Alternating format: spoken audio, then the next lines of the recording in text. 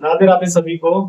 तो आज हम श्रीमद् भगवत गीता के अध्याय 1 का श्लोक 3 सरल हिंदी भाषा में समझेंगे और उसका अर्थ। तो विषय है दुर्योधन का द्रोणाचार्य से संवाद। जब अहंकार के भीतर छिपा भय सामने आता है तब।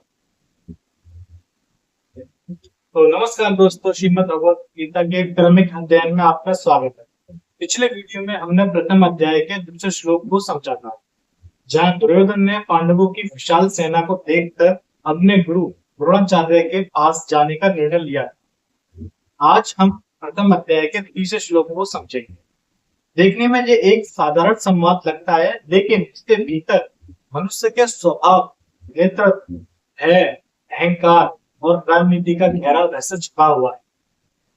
तो आइए सबसे पहले श्लोक हम पढ़ते हैं। श्लोक है पश्यता पांडु पुत्रणामाचार्य महंति चमूमं व्यूढं ध्रुव पुत्रेण तव शिष्येण यमृतं। तो इस श्लोक का अब हम हिंदी में सरल अर्थ समझते हैं। दुर्योधन अपने गुरु द्रोणाचार्य से कहता है, हे आचार्य, देखिए आपके ही बुद्धिमान शिष्य द्रौपद के पुत्र धृष्टद्युम्न ने पांडवों की इस विशाल सेना को कितनी सुंदर युद्ध व्यवस्था में खड़ा किया है।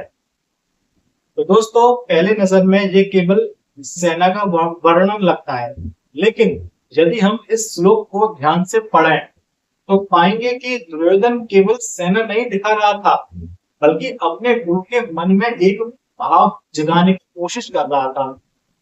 यहीं से गीता हमें मनोविज्ञान का पहला बड़ा पाठ सिखाती है और पढ़ाती है।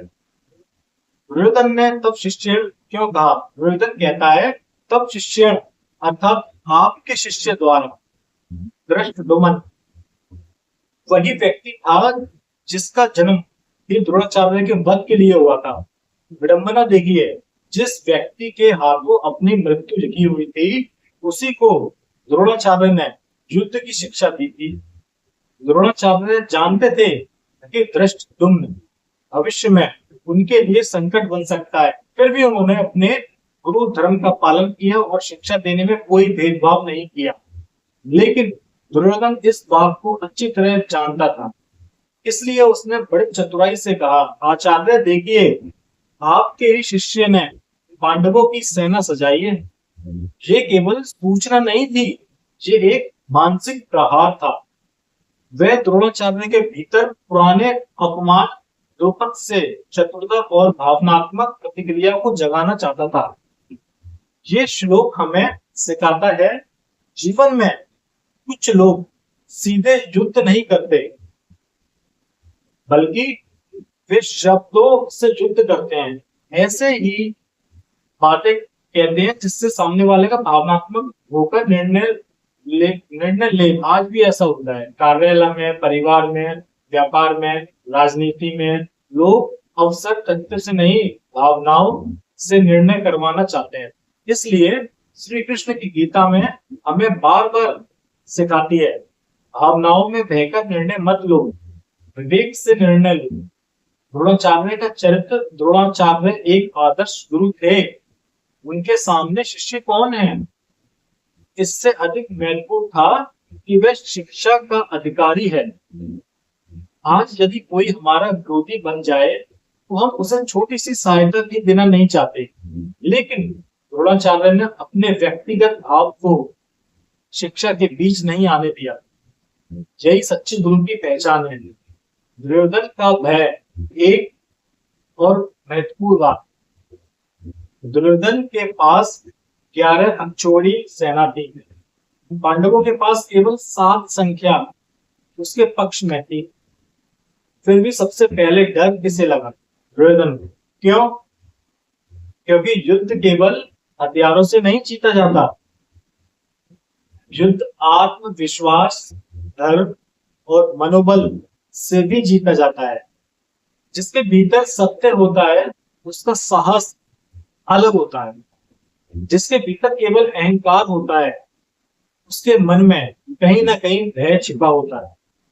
यही कारण है कि दुर्योधन लगातार अपनी सेना का नहीं पांडवों की सेना का उल्लेख कर रहा है। आज के जीवन में ये श्लोक, मान लीजिए आप अपने कार्य में पूरी ईमानदारी से आगे बढ़ रहे हैं, लेकिन कोई व्यक्ति आपके वरिष्ठ के पास जाकर ऐसी बातें कहता है जिससे उसके मन में आपके प्रति संदेह पैदा हो जाए। वह सीधे हमला नहीं करता, ये केवल शब्दों का उपयोग करता है। यही दुर्योधन की नीति थी।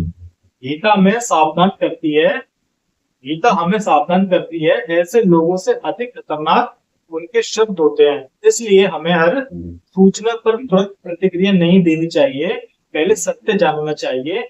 नेतृत्व का पहला नियम, एक अच्छा नेता कभी केवल सुनकर निर्णय नहीं लेता, वह सत्य की जांच करता है। यदि हम दूसरों की बातों में आकर निर्णय लेंगे तो हम भी दुर्योधन जैसे भूल कर बैठेंगे। गीता का गहरा संदेश इस श्लोक में श्री कृष्ण मौन है, लेकिन उनका मौन भी शिक्षा देता है, क्योंकि गीता केवल बोले हुए शब्दों से नहीं, घटनाओं से भी सिखाती है। जो घटनाएं घटित हुई है, ये घटना बताती है जिस मन में भय होता है वही दूसरों को उकसाने का प्रयास करता है, और जिस मन में आत्मविश्वास होता है उसे किसी को भड़काने की आवश्यकता नहीं पड़ती। हमारे लिए सीख, जब कोई व्यक्ति आपके मन में किसी के प्रति नफरत भरने की कोशिश करे, जब कोई आपको भावनात्मक बनाकर निर्णय करवाना चाहे, जब कोई आपके पुराने घावों को कुरेद कर आपको भड़काना चाहे, तब इस श्लोक को याद कीजिए, रुकिए, सोचिए, फिर निर्णय लीजिए, क्योंकि एक क्षण की भावनात्मक प्रतिक्रिया जीवन भर का पछतावा बन सकती है। तो गाइस, आज हम समापन करते हैं। दोस्तों, इस गीता का प्रत्येक श्लोक केवल महाभारत का इतिहास नहीं है, वह हमारे मन के भीतर चल रहे महाभारत का भी वर्णन है। दुर्योधन केवल एक पात्र नहीं है, वे हमारे भीतर का अहंकार, भय और असुरक्षा भी है, और द्रोणाचार्य हमारे विवेक का प्रतीक है। प्रश्न ये है, जब कोई हमारे मन को भड़काने की कोशिश करे, तब हम किसकी सुनेंगे, अपने विवेक की या किसी और के शब्दों की? तो इसी प्रश्न का उत्तर खोजते खोजते हम गीता के और भी गहरे रहस्य तक पहुंचेंगे। अगर आपको ये वीडियो अच्छी लगे, ज्ञानवर्धक लगा हो, तो इसे अपने परिवार और मित्रों के साथ अवश्य साझा करें। अगले वीडियो में हम भगवत गीता के प्रथम अध्याय के 4 श्लोक का गहन अध्ययन करेंगे और सरल हिंदी भाषा में करेंगे, जिससे सबको समझ में आए अच्छी तरह से। तो राधे राधे सभी को, जय श्री कृष्ण।